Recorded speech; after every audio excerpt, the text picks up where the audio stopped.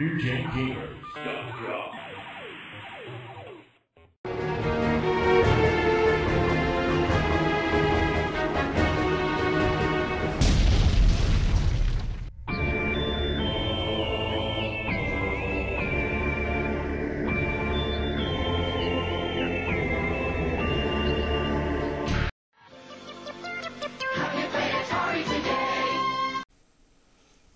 Hello everyone, welcome to a New Gen Gamers documentary. We are doing Console Wars of the Past Part 1.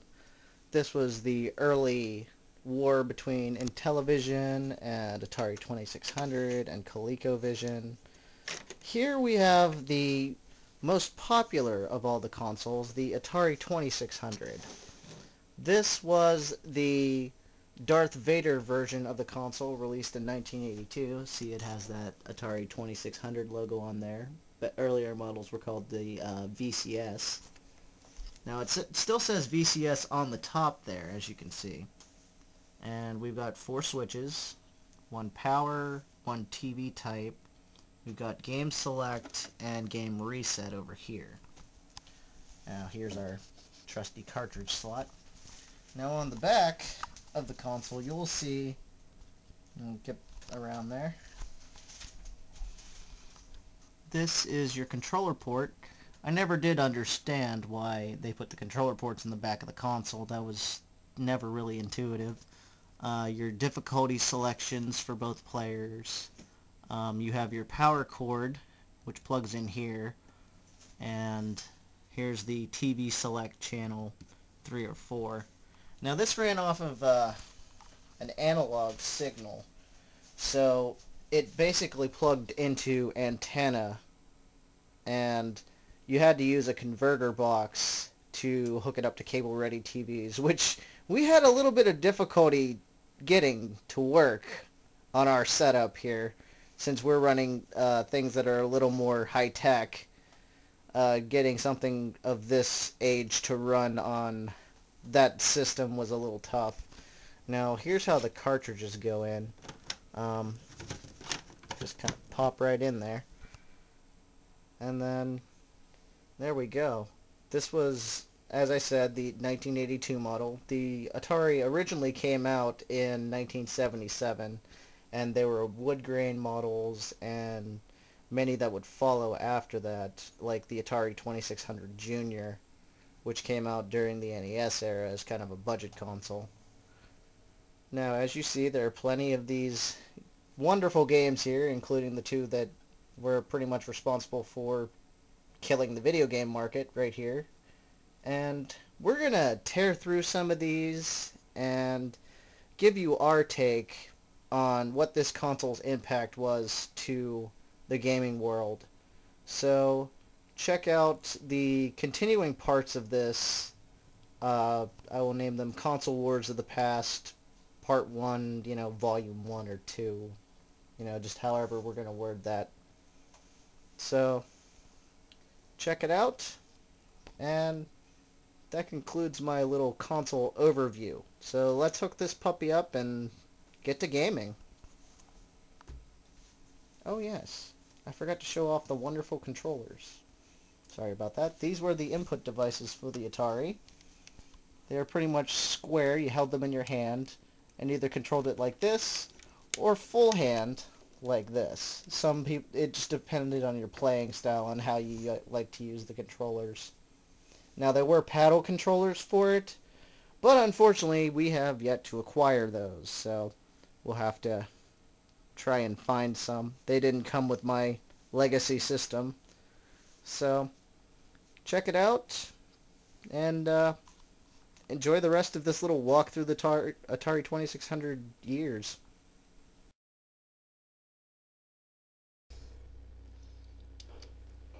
Ah! Okay, everyone. Welcome to the continuing part of the Console Wars of the Past Part 1, where we're covering the Atari 2600. And right now we are playing through one of the first games released for the Atari 2600, Qbert. It's essentially a tank game. This game was packed in with the Atari 2600 too, right? I believe so. This was the one that they wanted to push with the console because it had two-player gameplay and was a relatively simple yet fun game. And they really didn't have much to start with when it first came out in '77. They only had about 9 games, a lot of them being like Pong and Asteroids. You know, they're arcade games. And people were, truthfully, pretty sick of Pong at that point. So they tried to push this tank game, which kind of used the same mechanics, but yet still added a new realm of gameplay. Now this cartridge was interesting because not only does it have this little tank game on it, it also has many other different games, like an air-sea battle, just a lot of different military-type games, basically. I like how the bullets kind of take a JFK turn there. Yeah. They're magic bullets. Now since the screen is blinking, it's time to run away. Ah! Oh, okay, 8-6. Now what you do here is you should be able to go to the game select. There we go. 4. Now it gives you different options. 6, 7, 8, 9, 10, 14. There's the planes. You have longer planes, shorter planes, then you have jets. That's back to the tanks. So let's give it a little quick run through and see what the air battle has in store for us. This could get intense. Which one am I? Orange. Oh, crap. That would explain why I wasn't doing what I was thinking I was doing. This adds a little bit of trickery with the clouds there.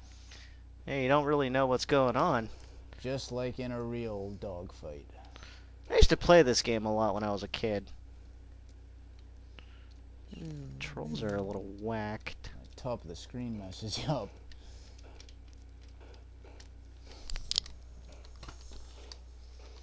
Again, these airplanes kind of control like tanks, so... Yeah, they really do. But, you know, this game holds up. It's still pretty fun now. Not something that I would look to do on a Saturday night, but, you know, if you got a couple minutes and you want a little competitive gameplay, there's certainly nothing wrong with a little combat. Yeah, Combat really was the best game for the system for at least 2 years. By the time a good game that could compete with this came out, it was Space Invaders, which was the first real good port of an arcade game to the 2600 that wasn't, you know, originally made by Atari. So that's when we actually started to see the boom of the system, was in 1980 when Space Invaders was released on it. I am getting my ass torn up here. Once we went free motion, you started tearing me up. Yeah, I don't know what it is. This playing game, combat, I don't know. I think it's part of the fact that I'm left-handed. I was having trouble moving the combat tank with my right hand, but these are a little bit smoother because it's just up or down. But these joysticks are just so hard to hold. Yeah, it kind of depends on... Are we done? What happened there? Well, once it starts flashing, it goes to that screen. Combat was also known for, you know, having a really short game, but it was quick and fun. Yeah. Now, let me pop in the next big hit in the Atari's library, Space Invaders. You're a starship captain in an asteroid field. Like the wing your lasers will put up your shield. As a missile commander defending your city. If you're not quick enough, they'll show no pity. The invaders won't stop us from the sky they drop. Just keep coming. 3 out-of-this-world games from Atari, the #1 video computer system with more games than any other. Everyone's gone Atari, the #1 video game. Quick enough. From Taito. So here is Space Invaders.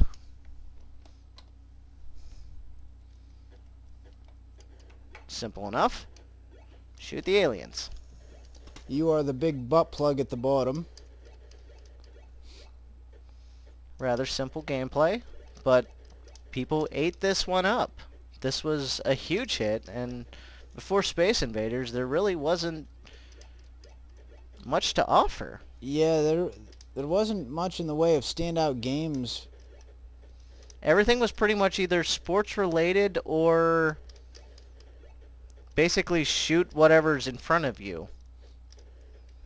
I mean, that's essentially what this is, but it gives you a little bit of extra challenge, and see how they're picking up speed here. Yeah, there's different strategies you can use. The game's not going to play out the same way every time because, you know, there's randomness involved with the enemies attacking, and you can use different tactics to try and hide behind the platforms. Apparently I suck at Space Invaders. Space Invaders is rough.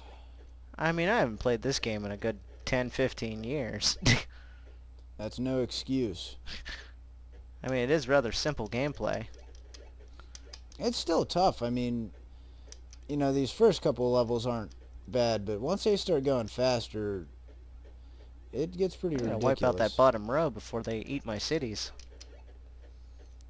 Well, like, me being weaned on Galaga and Galaxian and, like, Space Invaders should be simple.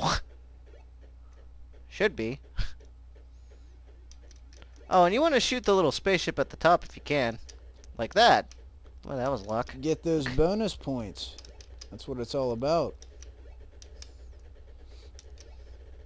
Oh. Oh, you dirty little... Well, needless to say, Space Invaders was a big hit for Atari, and really kind of pushed them into their golden age, where you started to see more awesome games come out of them. And another little side note, this is by Taito, who is now owned by Square Enix, which I think is kind of a shame because Taito always had some interesting titles, and I'm afraid that we're probably never going to see any more of those games from them. So, you know, look back to this classic, but you won't probably see any more Taito games. Yeah, it's really unfortunate. I'm going to switch over to Missile Command, another hit from Atari. Now, Missile Command's a rather simple game. The idea here is just stop the missiles with your free-floating cursor here from hitting your cities down below. And you kind of have to hit near the top of the missiles. Yeah, it's interesting because you have to kind of angle your shot. And this was a fairly intuitive, like, innovative game at the time. Yeah, it's kind of like Space Invaders, but, you know, it's kind of the same concept, but they changed it enough that it's really a different title and really plays well. Again, much like Space Invaders, you have the impending doom coming down upon you, and you've got to stop it before it gets to you. Atari had a lot of impending doom titles. They really did. I don't know, I guess it was the 80s, you know, there was Cold War stuff going on. These must be Russian missiles. I guess. Ha! I saved Boston again. Yeah, every other Atari title featured some sort of space doom coming towards you. Like even Asteroids, there really wasn't much to the game except you had to survive. Space doom. Yeah, tons of space doom. We see a lot of that today still. It's a lack of creativity. Maybe that's it. We'll call them out. That's what it is. Well, in the early days, I guess it was creative. I mean, the first game ever was Space War. So, well, computer space, as they called it, because there really wasn't any action or shooting of anything. You just kind of flew around in this dark void. We got to get our hands on that. Yeah, that was a We can. that was an action-packed title. If we can get an original copy of, what was it? Computer Space was actually run only on computers at MIT. Yeah, we're gonna get one of those. I guess we could nowadays. It'd probably be We could a probably junk pile computer We at could this point. probably live inside of that thing. Yeah. We could probably run that game on our cell phones, too. On a calculator, but you know, it just shows you where things have come. This was a huge step up from Oh, that, crap. and you know, And they're getting it's ya. all going The to hell Russians are now. getting ya. The terrorists have won. No, they weren't terrorists back then. They were Russians. Get it right. I still have 4 cities left. I'm fine. Yeah, and the game goes on and on, you know, ad nauseum, because that's how games were back then. I mean, it's a great game, but again, nowadays you'll probably spend about 15-20 minutes on it. And this was another one of Atari's titles, and I imagine this was probably kind of their answer to Space Invaders and the success that it had. You know. Oh, Atari made lots of bank off of this game. This was a Yeah. huge hit for them. You know, they probably saw the success of Space Oh, there goes my Invaders last one. and wanted to get something similar out, and not a bad game, still holds up pretty well. Yeah, it's still fun to play.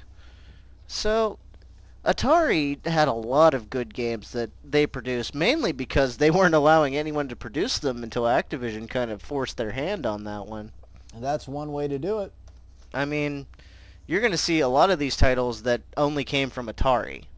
Sorry, Anonymous. My son Boris has a missile command problem. My mission in life is to save all of mankind. Lately, my daughter has developed a similar problem with Atari Warriors. Now, with video pinball, my husband is acting funny lately. With Atari games so ingenious, so involving, so intense, I ask you, Atari Anonymous, is this problem contagious?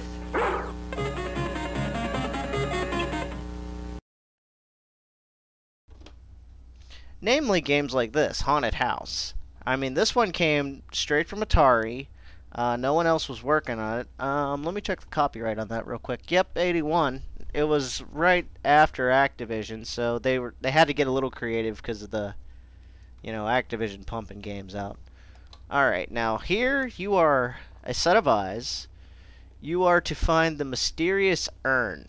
Now you have unlimited matches, but when you light the matches, you'll find baddies, and you want to avoid the baddies. Now, for anyone who may have seen our previous look at this game, you can check it out if you look up Ray's Retro Review Haunted House.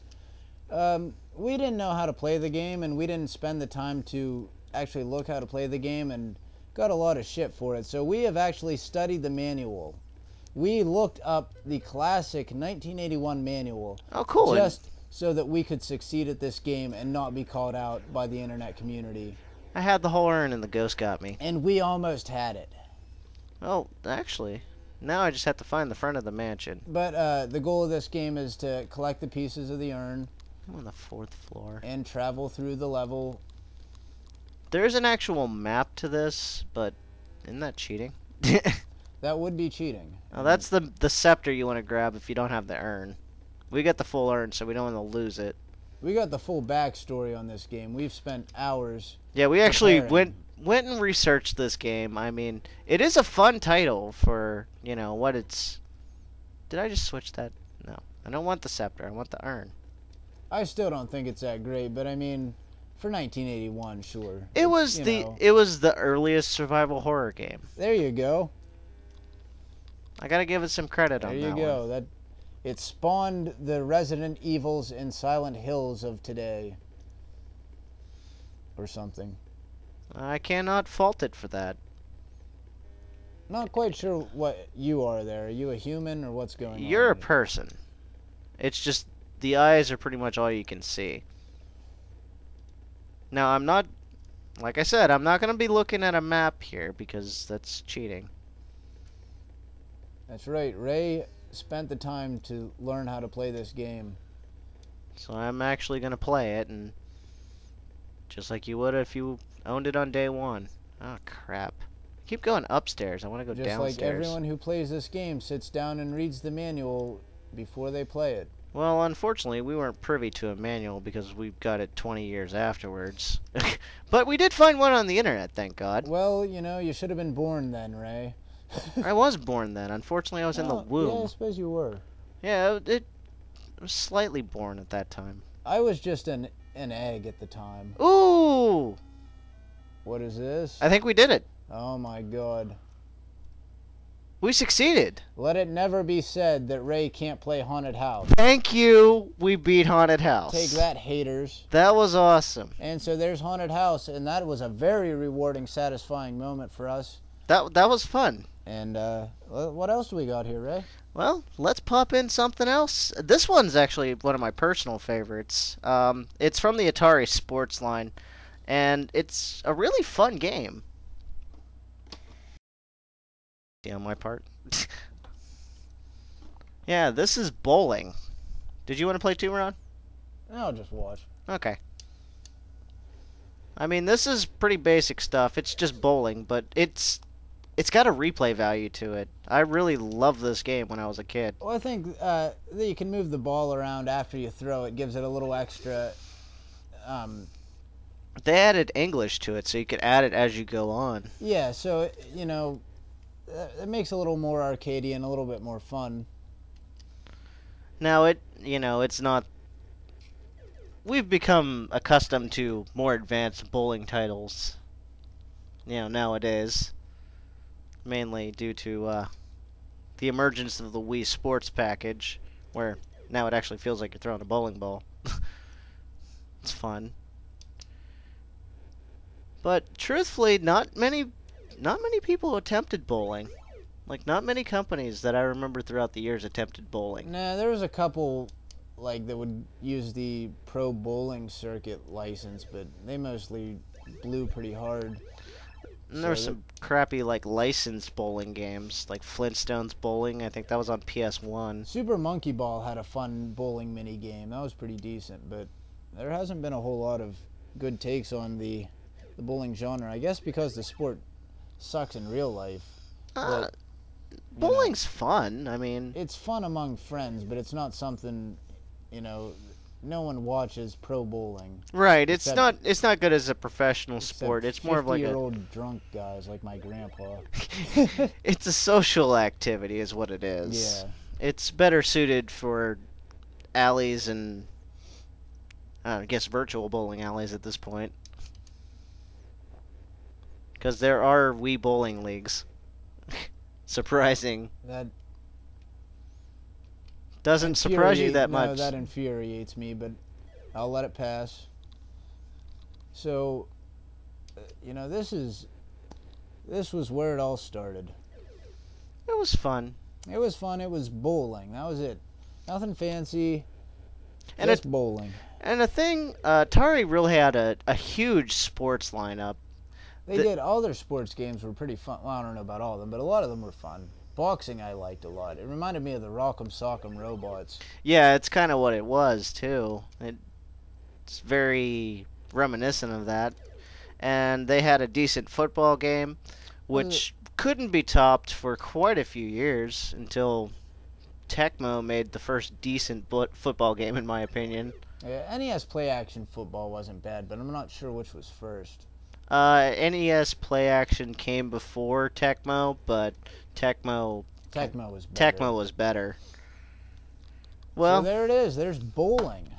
Now we're going to trot off into a different direction here with another Atari game. It was kind of their take on the rest of what was going on at the time. I mean, pinball was still big.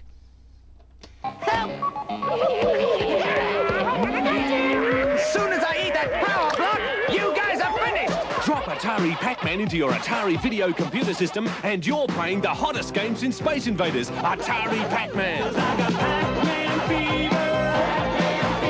It's driving me crazy. Pac-Man fever. I'm going out of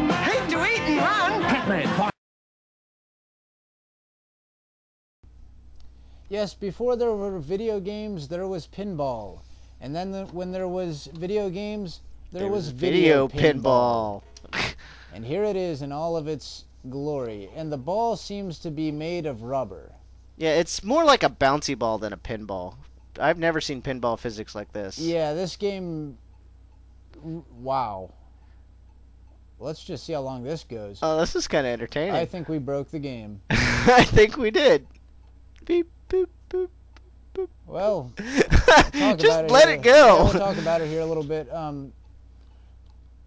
It really doesn't have very good pinball physics, and it doesn't really appear or seem much like a pinball game that I've played, except that it has flippers. NES pinball was fun. I remember a few pinball games through the years that were actually pretty decent. Well, we'll get to them, but on the Atari... Now, on the Atari, I guess this was the best representation of video pinball they could do at the time. I think Coleco made one that was, I think, better. I'll have to check through the libraries here, but one of the other competing consoles made a killer pinball game. Oh. I mean, that system sure played a mean pinball. That was an obscure song reference if you didn't catch it. To the Who. That's right. We're gonna do some throwbacks. That's some horrible physics, I have to admit. Yeah, it just kind of goes kind of does its own thing. This was a game you basically got drunk and played. If, you know, people did that back then. I'm sure they did, because people do that now. I mean... What else do people do? I don't know. What did people do back in the day? They got drunk and got pussy. While they were playing Atari? No. I guess Atari was kind of like a family console. That was what they did in between. Yeah. I really don't know about the family thing, though. I really don't imagine many dads really giving a shit. You know? Most aren't going to sit there and watch their kid engage in these activities that they really couldn't care about. Well, see, that was before the NES era when it really went to the kids. Like, back then, there were all kinds of adults inside the arcades. It's kind of weird how it all worked. It started out as family, and then it just changed to kind of just this kids-only thing when Nintendo showed back up on the market, and everyone was thinking of games still as a toy. Because the earliest systems tried to sell themselves as computers as well, so you could do everything on them. Kind of like today's machines do. Yeah, it seemed like during the late 80s and 90s, they kind of went away from that. And made everything basically just a game machine. But, yeah, I mean... Well, that was enough of pinball. Let's try out something else. I mean, I've got some of these titles. I did get some third-party stuff here, so we'll tear through those here in a bit. Those were later titles. Because I also have some titles that came out after the system's death, when it was being pushed as a kind of a retro console.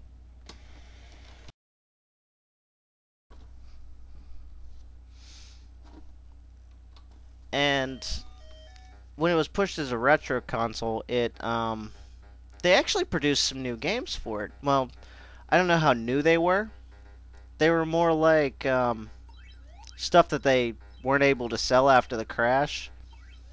So they repackaged it with the Junior and pushed it out that way, you know, even with the compatibility with the 7800. Because Atari actually made one of the first backwards compatible consoles with the 7200. Or the 7800, 7200. What the hell am I saying? 7800. I'd love to get one of those up and working.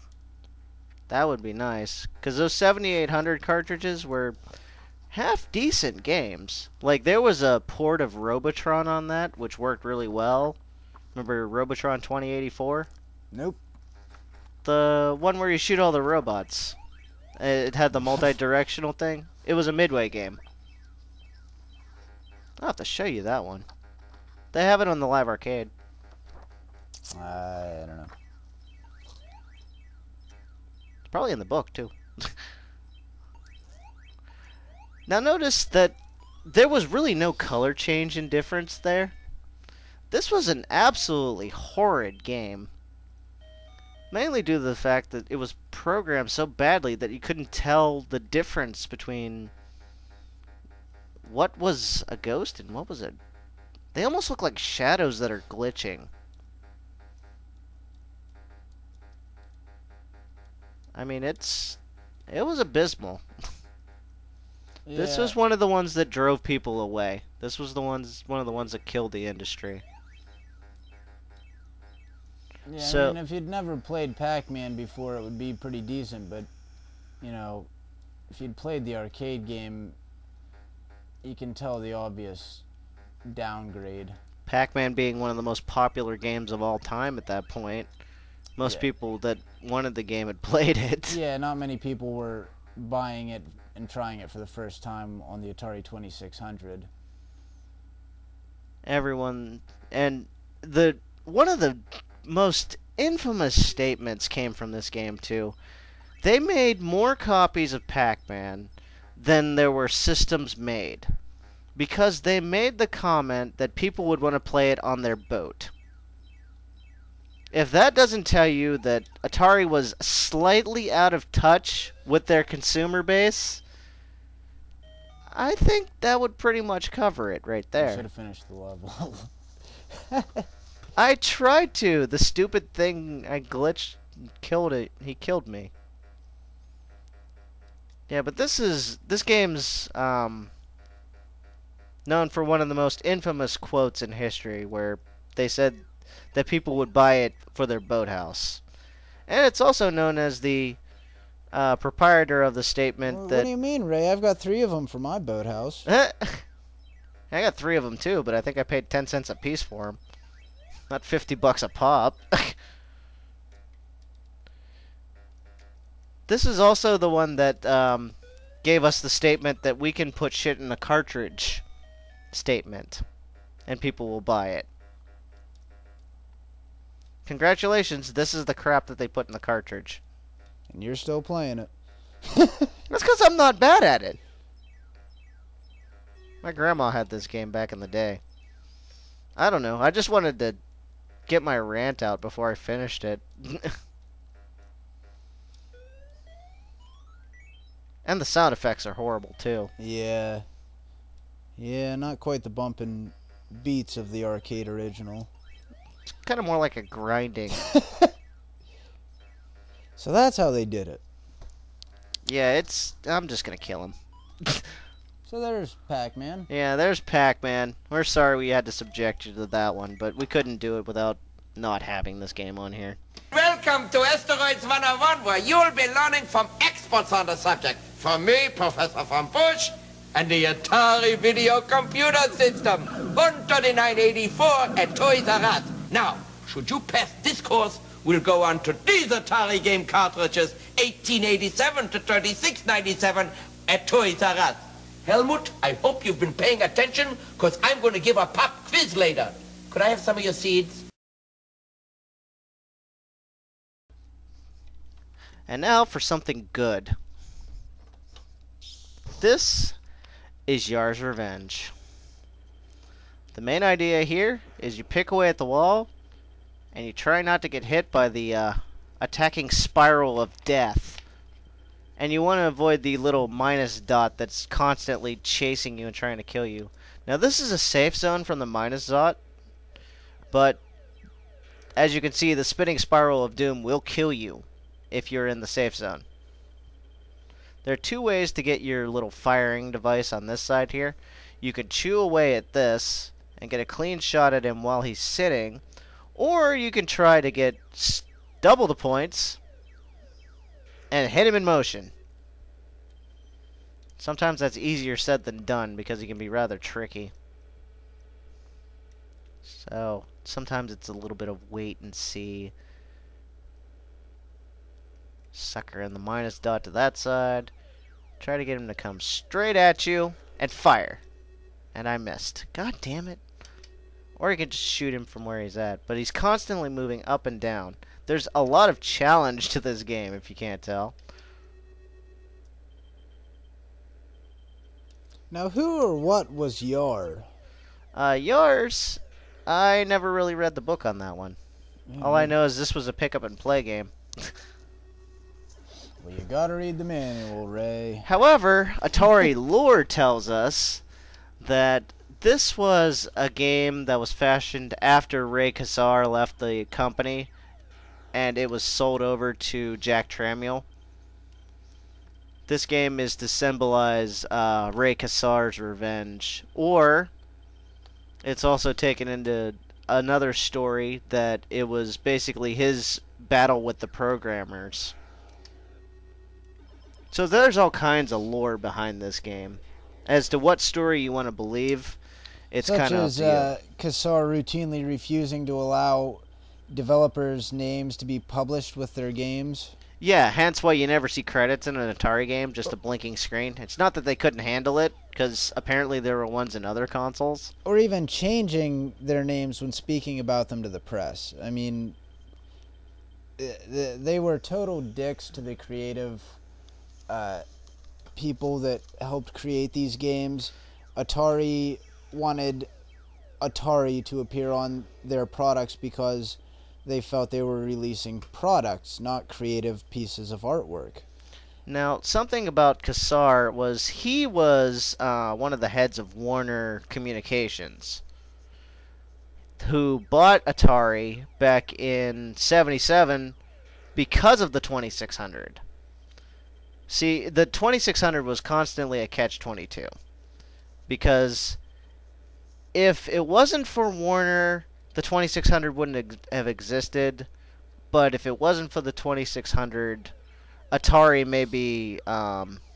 may have been more of a company for gamers and continued to create, great things and not just product, as he put it. But we may not have seen an industry. Exactly. That, so it was one of those catch-22s where they needed the capital. They had to fuck it up in order to move things forward. Exactly. And I threw in, I think, our first curse. We were doing real good up to here. I might have cursed once during the... Yeah, I think you had some Tourette's going on earlier, so... It was during one of them. There was some game that lit me up. But here's some more stuff about Kassar. He could never integrate smoothly with the engineers, says Chris Crawford, a pioneer game designer who worked for Atari for several years. There was always a war going on, which was stupid, wasteful, and destroyed morale. Well, another thing Yeah. was that Kassar originally had worked in textiles before coming over to Atari. And he was used to dealing with, workers, like blue-collar workers, where he could just kind of push his will around. And now, since he was working inside of kind of a corporate environment, he wasn't used to dealing with artistic talent, is what it was known as. So basically, he was a dick. Basically. He couldn't handle, having to actually speak to people with respect, is what it came down to. He was used to just being the asshole boss. Speaking of the asshole boss... Yeah, I think it is fitting that we're talking about him in this, because obviously Yars Revenge is a play on his name, and I think that's very clever. And now, who did you say did this one? This was Howard Scott Warsaw. Okay. The guy that did E.T. So, that guy was not untalented. It was basically, you have 6 weeks to make E.T. Oh, Ray's getting pretty evil at me there. I got to strike him down. Ha!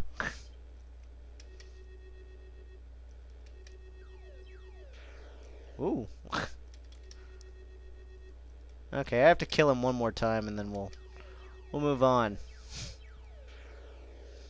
Because this one had so much lore into it that I didn't want to do too much, but, you know, I wanted to get the whole story out there. Ha! Alright, let's move on to another Atari project. Now I'm going to jump over and do some third-party stuff here in a moment or two, but I have to give a quick little show to E.T. here. I know we've done a retro review on this, but you kind of can't do an Atari 2600 thing without covering this game. It's famous for being so bad.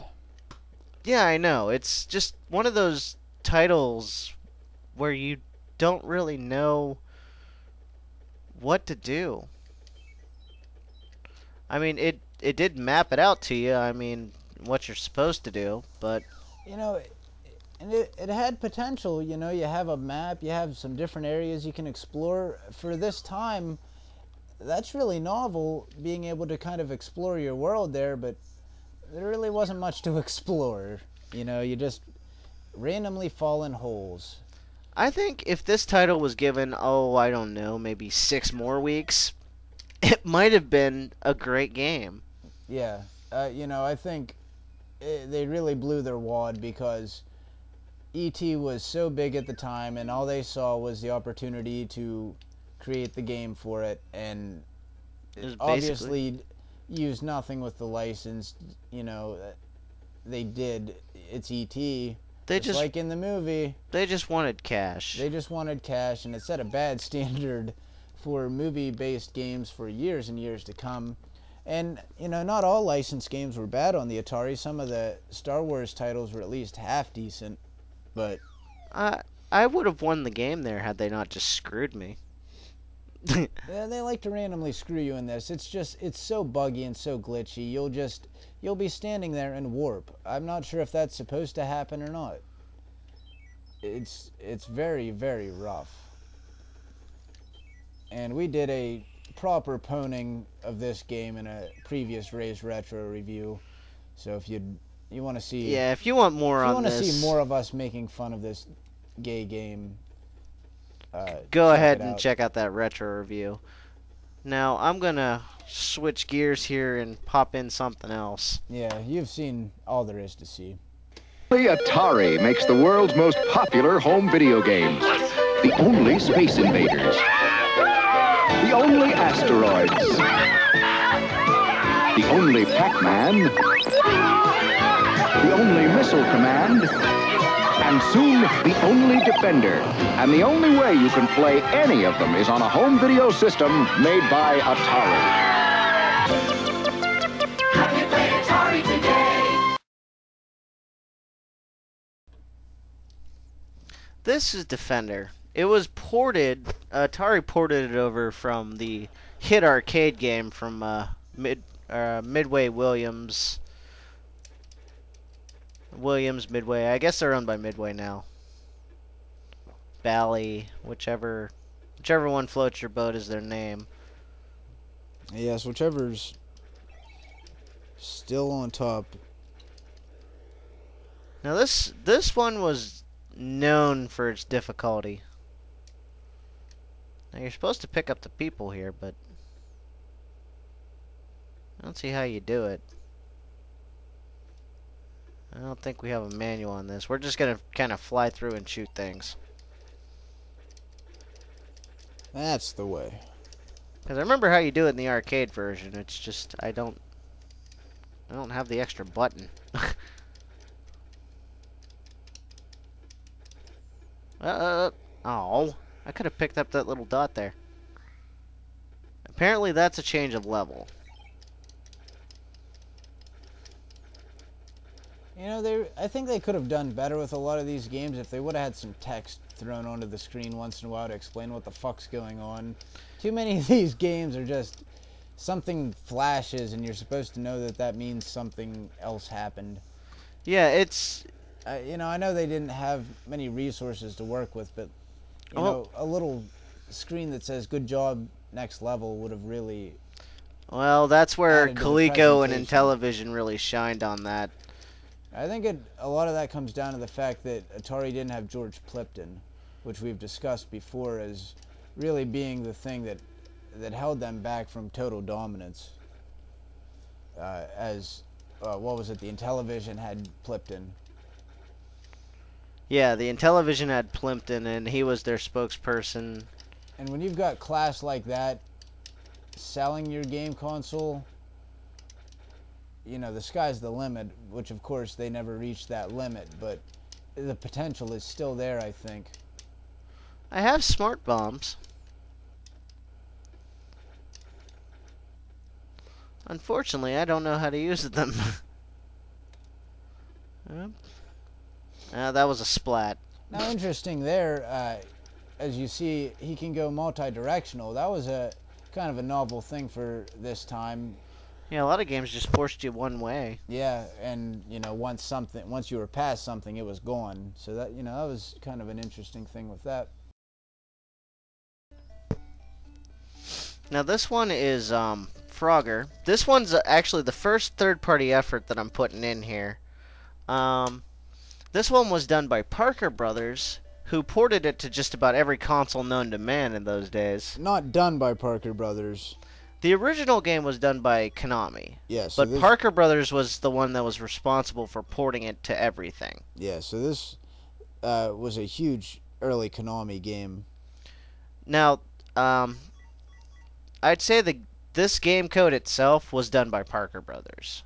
They did the ports. Yeah, but the game design and, you know, original concept was Konami. Right. Just like a lot of the early Japanese games were ported over by American companies to the earlier game consoles because they didn't get into making the cartridges themselves at that point. They just made the arcade originals. Yeah, a lot of these companies didn't see any need to focus on the home market. And a lot of them, like the first Japanese console that was made was the Famicom and the SG-1000 from Sega, which we would later know as the Master System. It was reworked a little bit and came over as the Sega Master System. So its lineage actually stretches back to the first generation of consoles. As does the Famicom, because there's a neat little story there that I'd like to cover with Atari actually had the rights to Nintendo to produce Nintendo's NES console. And, yeah, they had the opportunity to market and sell the Famicom in the United States. And they blew it. Because they wanted to focus on the computer line. Because it was bought by the Tramuels at the time. Kassar had built the contract for it, and then Tramuel got out of it because he was wanting to go his computer route. So we all see where that went. Let's see, the original Atari was sold, and the Tramuels are no longer in business, I believe. Because they ran Commodore into the ground later on. Surprisingly, trying to make a video game console. How about that for irony? So, this is Frogger. This is a great early game. It was way different than a lot of titles out there because you're a frog. That's different. Yeah, a little bit different. It's not space death. Yeah. So you travel across the freeway with the different cars going at different speeds and try not to get splatted and try and get across the logs and the lily pads and make it to the other side. Oh, this was a great game back in the day. It's a great game. It's a great feel-good story. You can't not like Frogger, I don't think. No, it's got that appeal to it where it's always going to be fun. Yeah, it's one of those games that, you know, they can release in these collections and virtual console downloads and whatever, and people will buy it up time and time again because it still holds true. And this wasn't a bad port. You know, this is pretty faithful to the original, at least in design. Whereas, you know, something like Pac-Man that we looked at really failed in a lot of ways, you know, of capturing the feel of the original. Yeah, and it's not graphics, it's the gameplay, and this is one that holds up in the gameplay area, and you know, you still feel like you're playing the same game. Yeah, with Frogger they actually did make it just like the original. You know, they might have changed the graphics, but they definitely, you know, kept the difficulty and everything. So, you know, as you keep going, things do get faster and more difficult. As you can see, this freeway is getting rather treacherous. Oh! Usually die in the other versions. Yeah, wow. I wonder if that's the only version that happens. I don't know, but I'm going to keep doing that. Yeah, any version of Frogger I've ever played, when you hit the end of the screen, you're dead. So if anything, this is maybe the easier version. Well, we just learned something new. Take that one home with you, folks. That was awesome. Here I am trying to actually do that. I could have just went around.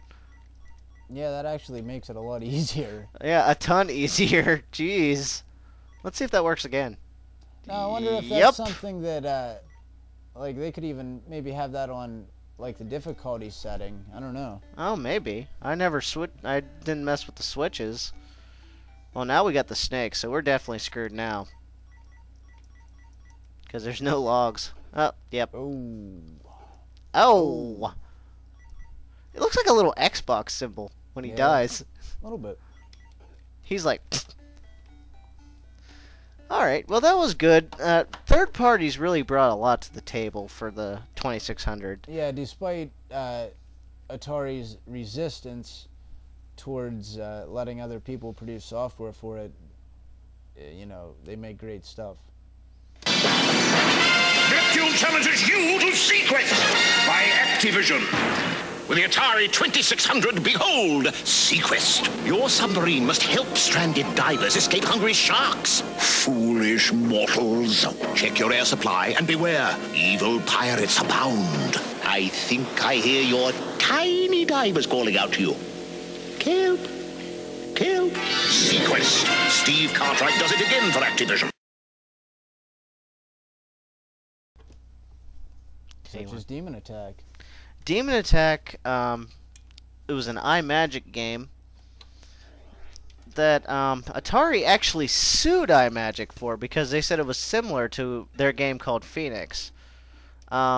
Personally, I've never seen Phoenix, but I have seen Demon Attack.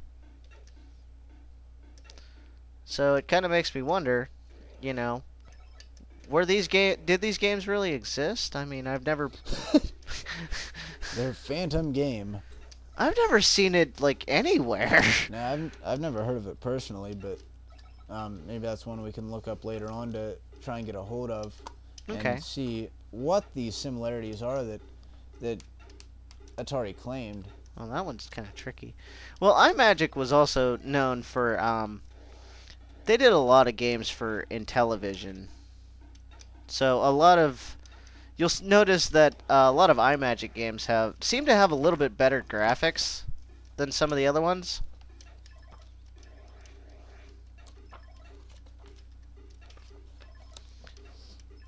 And iMagic was actually one of the better third-party developers for the Intellivision. They actually made, I believe it was Atlantis. I think that was the name of the title. Yes, it is. Yeah, they were a pretty good early third-party developer. Yeah, and that was... Them and Activision really stepped up their game. Oh, come on. That's just cheap. That one bottom one just keeps blasting me like as soon as I spawn. Now, if you leave them go for too long, they will fly towards you. There we go. Yeah, and so, you know, again, iMagic had a very similar story to Activision in that it was started from some Atari offshoot employees who were tired of being pushed around and not getting credit for their work, so they went out on their own.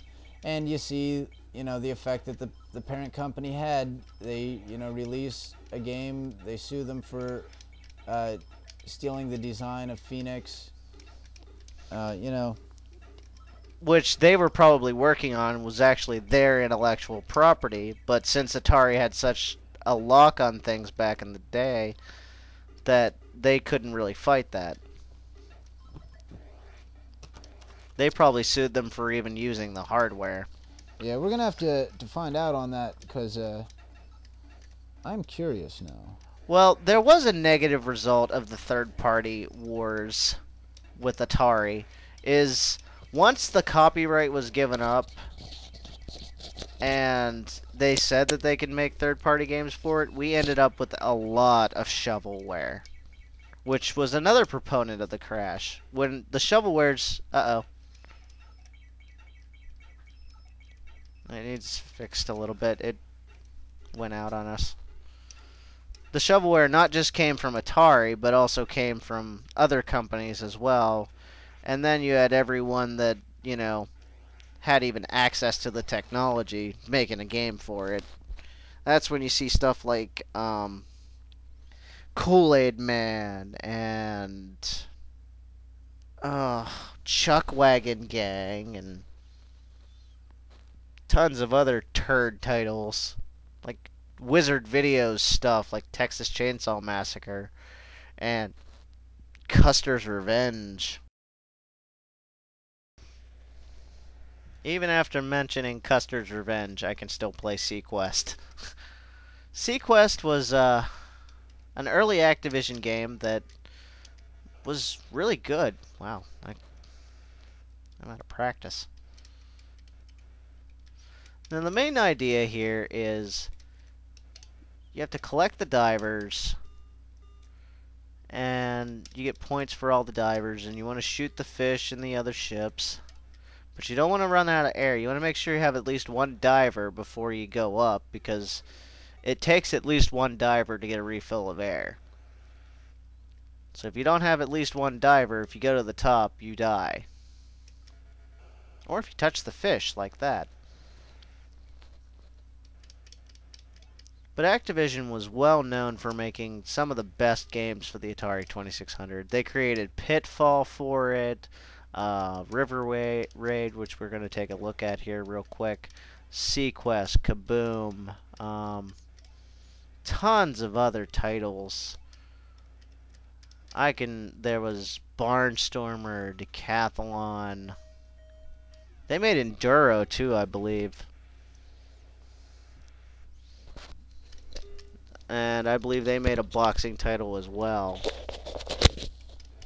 Alright, I looked up some information on Phoenix there, and Demon Attack does look very similar, and the gameplay mechanics were similar. So, I guess Atari had a suit, and apparently iMagic felt that it was strong enough that they did settle out of court over it.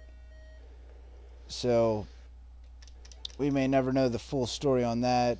Did Phoenix ever release? Yeah, oh yeah, it was released. It was ported by into several places. It was in it was in the arcades. It was ported to the 2600, and Taito got rights to publish it in Japan.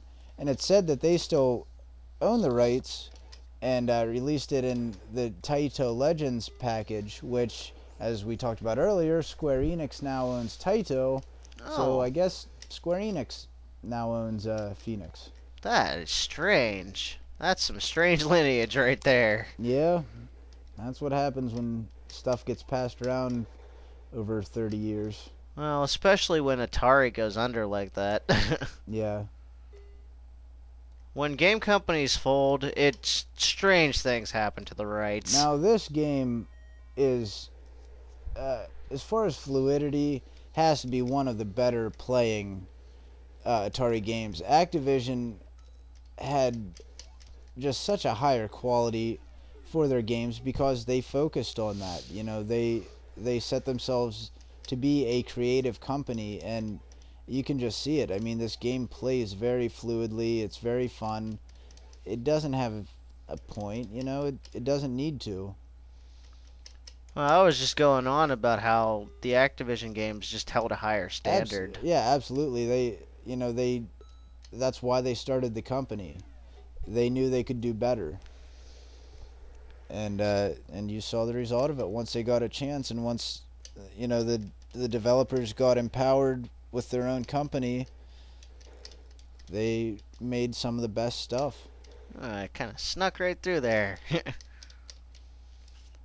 And there's pretty decent AI on this game too. The stuff's pretty smart for being an Atari game. It has a set pattern, but they'll throw things at you at just the right pattern to mess you up. Like those ships down at the bottom going the opposite direction. But yeah, there's... Or that freaking ship! Yeah, he just sped right towards me. But that's one of the Activision classics. And I'm going to throw another one in here for you.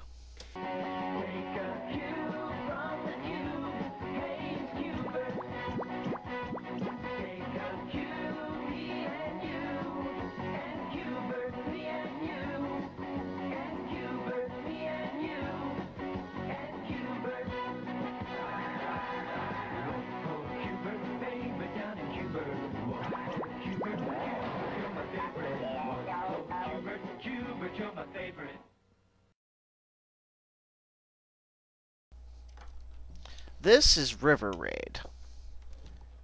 River Raid's a rather simple game. Pretty much fly forward and shoot everything in your way. Much like many games at the time. But yeah, this adds another level of depth where you've got to continue getting fuel as you go, because if you don't, you will run out of fuel and die. See, that's one thing that Activision really brought to the table, is they added that one little extra thing to make the game more interesting. Yep, just like Seaquest that we just looked at, having to get the divers. Yeah, your divers, and having to get your air filled back up. So it wasn't just the same gameplay mechanics till your score flipped or you died. You know, there is a little bit of variety within what you're doing. And that's why Activision games still stand the test of time today. If you hear people playing a lot of Atari games, they're most likely going to be Activision games. Because those were what made the system awesome, was the creativity that Activision put into their titles. We see which company's still around. Yeah. Even, well, with Atari taking all those losses lately. Atari's around, but they're not really Atari. They're Infogrames. It's a name, yeah. And the name has not done Infogrames very well. So there's River Raid. It's challenging. I will admit, even after all these years, it's challenging. See, that one predates Seaquest. It was 82. Seaquest was 83. So, I mean, they just, for those couple years, they strung out a ton of great titles. Now, that leads us kind of to the crash. I mean, this was the point where everything just kind of fell apart. I mean, too much crap was on the market. Too many ET-like games were being produced. Now, here's some not crap. This actually was post-dating the crash.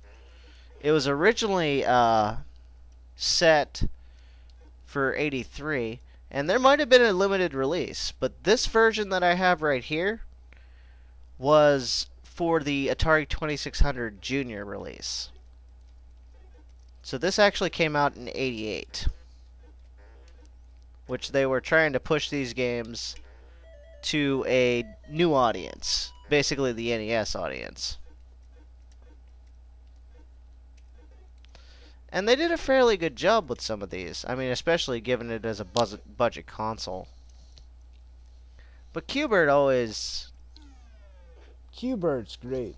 Yeah, Qbert was a fun puzzle game. You want to try this? I suck at this game. No, that's okay. Now, did Atari create Qbert, or who created Qbert? I see on the cartridge there, it says Parker Brothers did the publishing. I truthfully can't remember. Actually, I think Sony owns the rights to that now. I don't know who had it back in the day. But maybe Atari created it. It was an arcade game.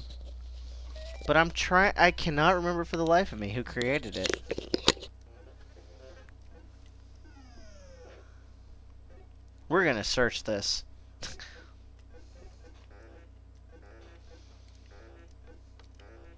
Because we want to have this information. Did I get a double death?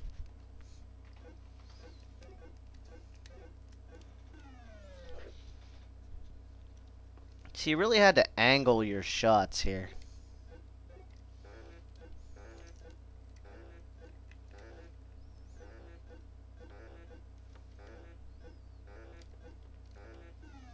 You went the wrong direction, just slightly. You'd fall off the edge. And sometimes these 2600 controllers were kind of the bane of this game.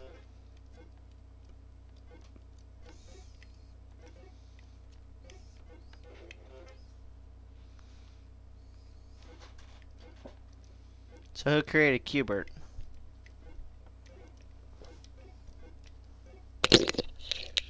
Okay, this is Ron back again, and we have found out that Qbert was created by Gottlieb, I'm going to say Gottlieb. The pinball company? The pinball company that I've never heard of. Started in 1927, and they went through a whole slew of shit where Columbia Pictures bought them.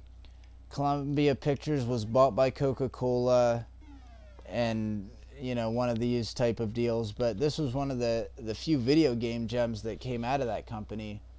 So that's just strange. That's a strange game. So okay, what other game has an asterisk in the name? That's true. Atari introduces the Woman of the Year, Ms. Pac-Man. With a style of entertainment that Pac-Man never knew, an endless supply of floating goodies, oranges, pretzels, 4 different screens, each with different exits and entrances, and the green screen so difficult to reach, you may never see it again. Don't you know I'm more than Pac-Man with a bow? Reach for Ms. Pac-Man. Reach for Atari. Or Now, a Q for that matter. I've got one more look through here is Miss Pac-Man. This game was designed to kind of fix the original Pac-Man woes. Unfortunately for the title, it was a little late. And it really couldn't recover from the original Pac-Man. Now notice, this game, while still having the glitchy ghosts, runs a lot smoother. The sound is about 100 times better as well. Yeah, it doesn't sound like nails scraping on a chalkboard. And notice the ghosts turn distinctly blue. Yes, they don't look like they're having some sort of otherworldly problem going on. Yeah, they're not just fading in and out. They're actually kind of have some substance. And it runs a lot faster and a lot smoother. Yeah, this game actually feels a lot closer to the arcade port, or the arcade version, than the previous version did. And the scoring is a little more realistic too. You don't get like 5 points for eating a ghost. Now we'll just kind of hang out and wait for him to show up here. There we go. Don't eat that last one and just bump up your score.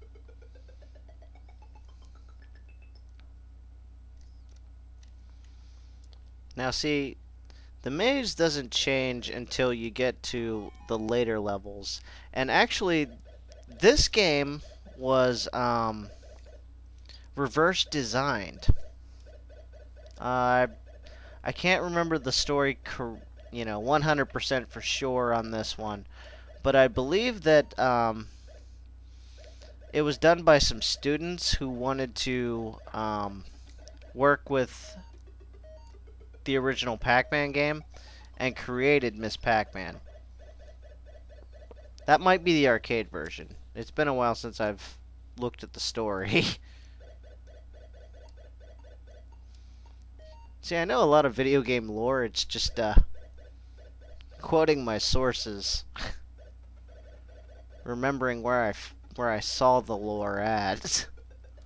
Guess that's what makes it legend and lore. Yes, because after a while you just make it up. Well, that wasn't a made-up story. That's, you know,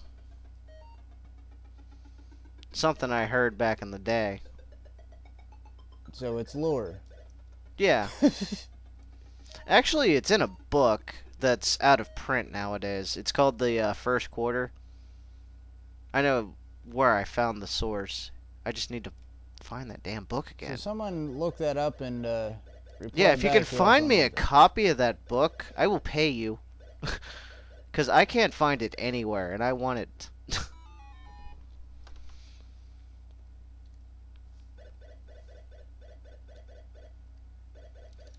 It came out, it was chronicling the first 25 years of the game industry. So that would have been, I'd say 99 when it came out, I think.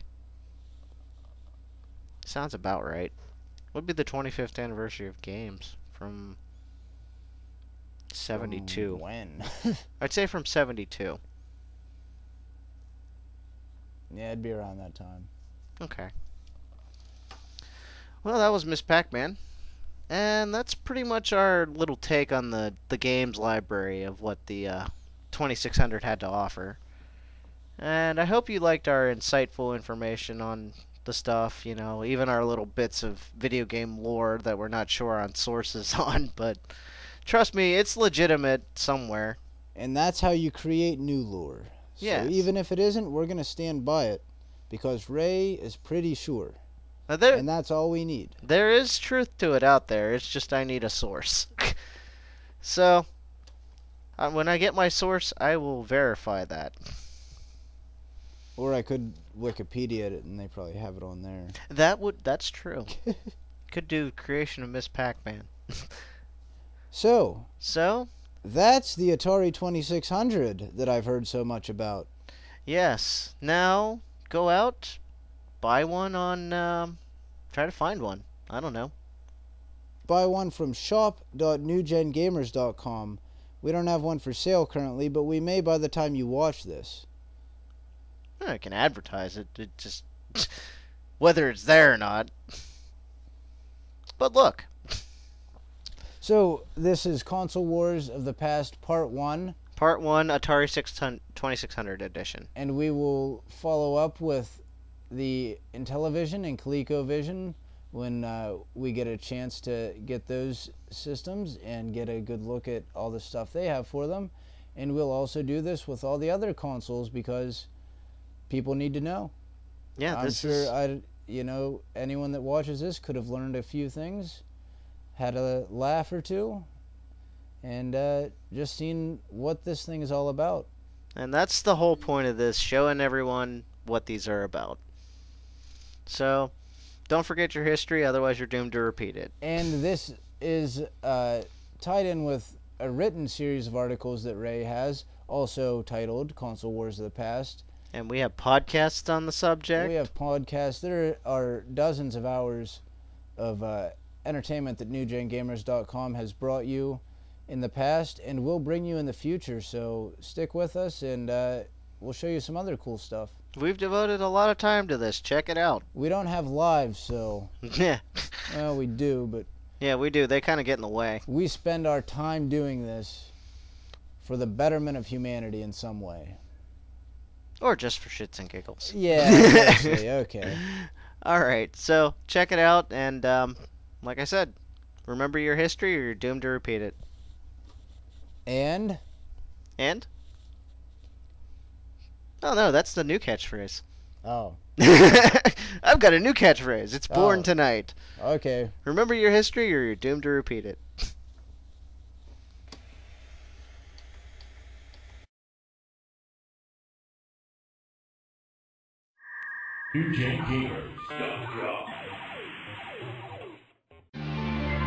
アメリカ中のテレビをコンピュータゲームに変えたアタリがやってきた。ゲームの数が違う、興奮が違う、世界のコンピュータゲーム。Atari.